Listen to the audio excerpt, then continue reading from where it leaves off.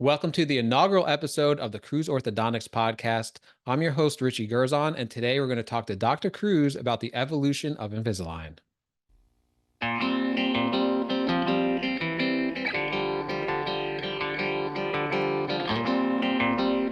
So, what originally drew you in to specialize in orthodontics and specifically working with Invisalign? I realized fairly early in dental school that orthodontics is a wonderful specialty. I mean, I think that generally speaking, when you think about visiting the dentist or visiting many different types of doctors for that matter, orthodontics is one of the few where the patients are genuinely excited to come and see you, right? They have a Mm. motivated interest in coming in to see you. And I know it sounds a little bit corny, but I genuinely believe that a smile says a lot about a person. And so for me to be able to play a role in that and really have a positive impact in their life is really gratifying. And so, another way of sort of thinking about it is that orthodontics is fun and it's rewarding. And so that's definitely what attracted me to it. And then as it pertains to Invisalign, it's definitely made it a lot easier for access for people that weren't necessarily interested in braces, but they still wanted to do something about their smile or about their bite. Invisalign's made a big difference in allowing people to be able to do that in a more discreet way now. So, how did Invisalign treatment and the technology look at the beginning of the last decade versus now? That's a great question. Invisalign, I have to give them kudos. They have done a really great job in consistently investing in themselves and investing in their technology. When I first got started with Invisalign 20 years ago, anytime you wanted to make adjustments as to how you wanted to move teeth for a particular patient, you'd have to literally type the instructions in to a technician who would then make those changes. Mm. And oftentimes it was a slow, laborious process because you type something in, they do that action, it'd come back to you, it wouldn't be quite right, and so on and so on. Now, Invisalign has amazing software that gives the clinician total control on how to move the teeth.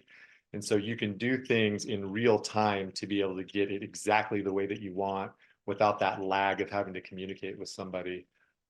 They've also done a fabulous job in creating a really excellent material to be able to move the teeth, make it comfortable, and it took a lot of money and time to come up with their sort of proprietary plastic material. They call it Smart Track.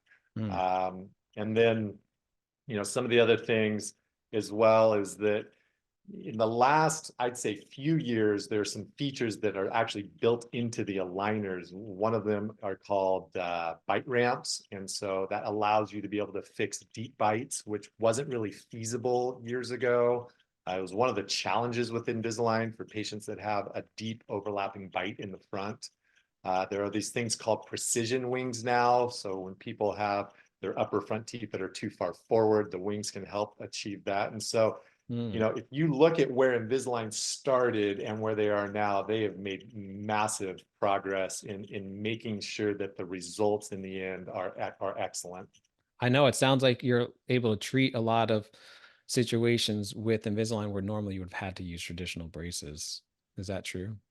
That is absolutely true. In the last few years in particular, some of that is based on what Invisalign has done with these features that I mentioned, and some of it has to do with things that we've done within our practice. A good example of that, which we may talk about in a bit, is something called a motion appliance. And so we can actually get patients to wear this motion appliance, which is small and not all that noticeable, and attach rubber bands to it to get their bite corrected in the back. Mm. And so once that part's done, which usually only takes a few months, then you're able to move on with the Invisalign. So, it's not to say that Invisalign isn't able to do these things, but you can now do it much more efficiently if you add these auxiliary appliances in a discrete way to make sure that you're genuinely, achieving a perfect result as far as the patient's bite's concerned. Dr. Cruz, can you tell us about any major milestones in the last 10 years for Invisalign? Yeah, sure. There have been a couple.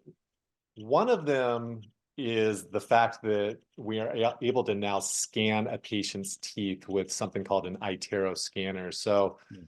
the old school way of doing things, we used to have to take those goopy impressions of patients' teeth, and it was definitely problematic. The impressions were really technique sensitive.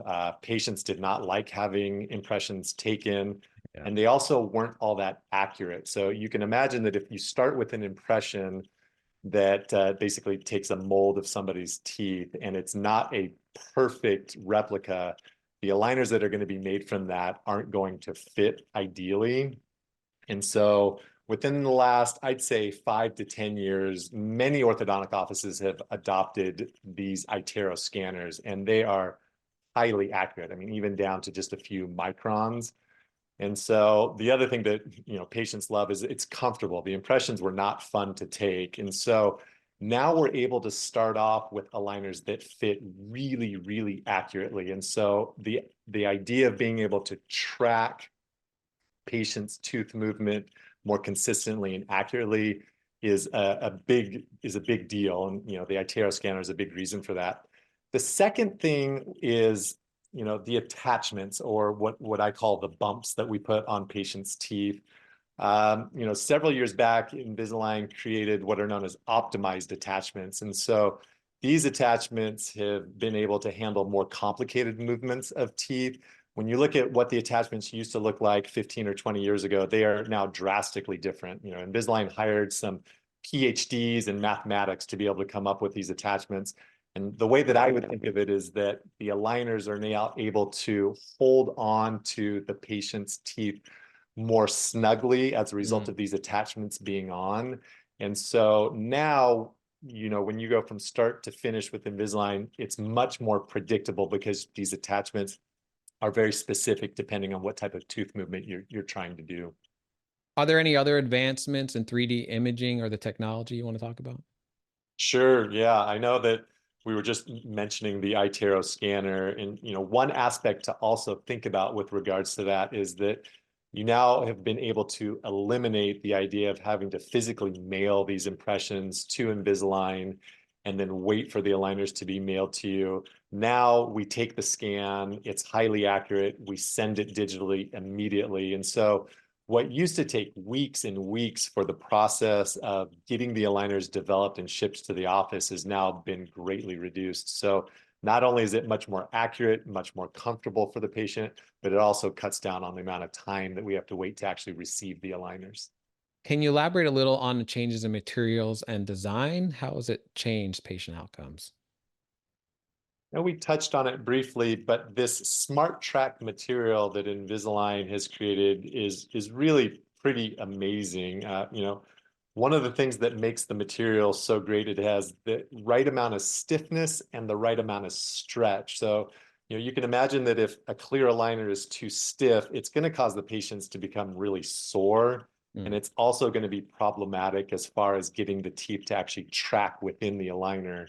And then conversely, if you have aligners that are too stretchy, it's not going to provide enough force to be able to actually move the teeth. And so you've got to find this perfect blend of being able to be stiff and stretchy at the same time to be able to achieve all the goals that you're trying to achieve.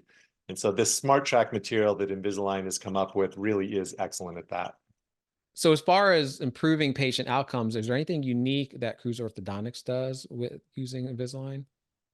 Yeah, there are a few things. I think one of them that's definitely worth highlighting is kind of our aligner protocol as far as how quickly you change them. A lot of offices will have patients switching their aligners every 2 weeks. Mm. And within the last year or two, we've started having our patients switch the aligners every week.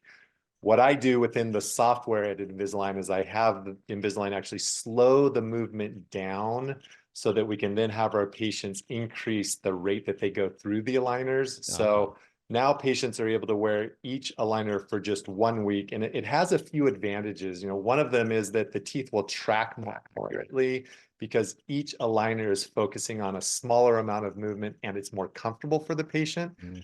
The other big one that we would get complaints about is that at the end of 2 weeks wearing the same aligner, the aligners get a little dingy, a little beaten up. They can stain, especially if you're drinking coffee or red wine. Oh, And so yes. now this idea of being able to change your aligner every week is definitely made a lot of our patients happy because they get a nice, new, fresh, clean aligner every week. So have you noticed any change in the demographics that use Invisalign in the last decade or so? I have What I will say is that more and more younger patients are using aligners, and I'll be the first to admit I was actually quite hesitant to have some of our younger patients in Invisalign. My fear Mm. was compliance. Generally speaking, our teen patients are actually more compliant than our adult patients. That was no offense to teenagers, but there was a little bit of a surprise to me. Mm. I also feel like we do a good job of sort of setting expectations with our patients early on. The compliance with aligners is key. If you're not wearing the aligners, you're not going to end up getting that ideal result. So patient education is key. And yeah, we're definitely seeing more and more younger patients in aligners. So how would you say the effectiveness of Invisalign has changed from now versus a decade ago when you compare it to traditional braces? Yeah, great question. I continue to be impressed with how effective Invisalign can be with excellent compliance. Invisalign has actually become a wonderful tool in being able to resolve open bites. In fact, I recommend all of our patients that come in with open bites to do Invisalign over braces. So it's been really interesting to see kind of this evolution of how you can use Invisalign in ways to help you that used to be really challenging when you're using fixed appliances like braces. So based on your experience, how has patient satisfaction evolved over time? I was thinking about that the other day. It's funny you say that. 10 years ago, our Invisalign patients really disliked having attachments placed on their teeth Hmm. because they didn't like the way that they looked. And, if you look at a lot of Invisalign's marketing, it will show models with Invisalign on, and it doesn't necessarily show the attachments. Yes. But what I've noticed is that over the last decade or so, patients have actually become more and more open to the idea of these attachments. In fact, I feel like it's almost a status symbol or a badge of honor to have these attachments on. And so that has definitely been something that's helped us tremendously. And Invisalign's done a really great job of making it sort of socially acceptable so that we're not having to fight our patients in explaining why these attachments need to be placed. It's definitely much more accepted now. Did the attachments change? Or are they less noticeable now than they were 10 years ago? That's a good question too, because we've actually purchased different shades of composite. And Hmm. so for patients that have really white teeth, we've actually purchased some shades that will blend with the color of their teeth. And so we've started to customize now the color of the attachments. I wouldn't say that the size or shape of the attachments have changed all that much, but I think that it's important for the office to customize it so that it blends with the teeth of the individual patient.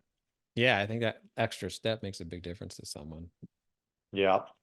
So, what have been some of the biggest challenges in Invisalign treatment, and how has the technology helped with that? Think the one that's not discussed all that often, but it's sort of the elephant in the room always Mm. is compliance. And so I know we've touched on it a little bit, but Yes. if the aligners aren't worn 18 to 20 hours per day, every single day, you can't expect to get an ideal result. One of the things that we've recently done to help with this is we've adopted something called dental monitoring. So this allows our patients to attach a device called a scan box to their phone. And so they're actually able to scan their teeth once a week. And then it comes to my computer so I can evaluate the progress and how well they're tracking. And I'll be honest with you, it's been a game changer in also improving compliance, which wasn't my primary focus in using this dental monitoring. But rather than seeing patients every 8 to 10 weeks, patients now know that I get to see how they're tracking every single week. And the software helps us catch things like the aligner fit in a way that even the human eye can have a tough time doing. That's how Mm. sensitive the software is. And I've noticed that our patients actually enjoy or appreciate the fact that we're taking a look every week because it holds them accountable. I think we all like to have somebody that holds us accountable. And so, I've been surprised that I'm the only one in my community that's using this dental monitoring, because I Yeah. think that it's going to be a really big benefit in improving this compliance. That's one of the things that you're always striving to improve on with Invisalign. So how do you think Invisalign has adapted to treat more complex cases over time? That's a good question. It's a combination of what Invisalign has done, and it's also partly what we have done in our office. And a couple of examples of what Invisalign has done, which we briefly mentioned, are things like precision wings, or also bite ramps. They're actually built into the aligners themselves, and they've really helped with treating patients with large overbites or with deep bites in a way that wasn't really feasible to do even just 4 or 5 years ago. And so what would happen is that you have to continue to do these revisions with Invisalign and keep trying to resolve the issue, and it would extend treatment time. And so these new features now have really been effective in achieving the proper result and doing it in a timely fashion. And then, some of the things that we've done in our office are using something like the motion appliance, for example. And so for the first few months of treatment, our patients attach these elastics or rubber bands to this motion appliance. And what it does is it corrects their bite on their back teeth. And that's sort of the foundation of what you're trying to resolve, generally speaking, when you're doing orthodontic treatment. And so if you don't get the back teeth set in the proper position first, everything else is very difficult to then fall into place. So by us in our office using this motion appliance for 3 or 4 months in the beginning of treatment and getting those back teeth set has really made a world of difference of then being able to then go into something like Invisalign, not forcing our adult patients to have braces on, and still achieving a really nice result. So in your opinion, what are the next frontiers for Invisalign technology? I, you know, That's a great question. I was actually talking to one of our sales reps recently, and I asked him that same exact question of, "Hey, Yeah. what's on the frontier? What are we looking forward to?" And his answer was a bit cryptic, to be honest with you, and he had a coy smile on his face. But he Mm. did say that within the next year there will be some major news dropping, but that's all he would give me. I'm not sure if it has to do with them incorporating AI into their product, but it's anybody's guess at this point. But something should be coming here in the near future. Dr. Cruz, so what advice would you give new orthodontists thinking about specializing in Invisalign treatments? That's a good question. I would say embrace it as soon as you can. Based on my experience, it was tough to get a lot of Invisalign cases under your belt while you're in residency. Mm. And so once you're out, I think that's the opportunity early on in your career to really try and educate yourself on it. The ideal situation would be to have a great mentor to show you the ropes and improve the learning curve. And I was lucky enough to have that with having a mentor. So yeah, sooner the better in adopting this, because it's obvious that it's not going away. In fact, Invisalign continues to take more and more market share away from fixed appliances like braces. So how do you think Invisalign will shape the future of orthodontic care? I think that the natural path for Invisalign is just going to continue to focus on making it more accessible to everyone with every type of bite. The line between braces and Invisalign as far as which one is better has definitely become blurred, and I expect that to continue. And you're going to see younger patients, even as young as 8 or 9 years old, wearing aligners as opposed to braces. And so, yeah, this idea of it being just generally more accessible to everybody. Well, awesome. Well, Dr. Cruz, thanks for your time. I'm glad we got this first episode under our belt. It's going to really help a lot of people, and we're looking forward to hearing from you again. Yeah, my pleasure. That was fun.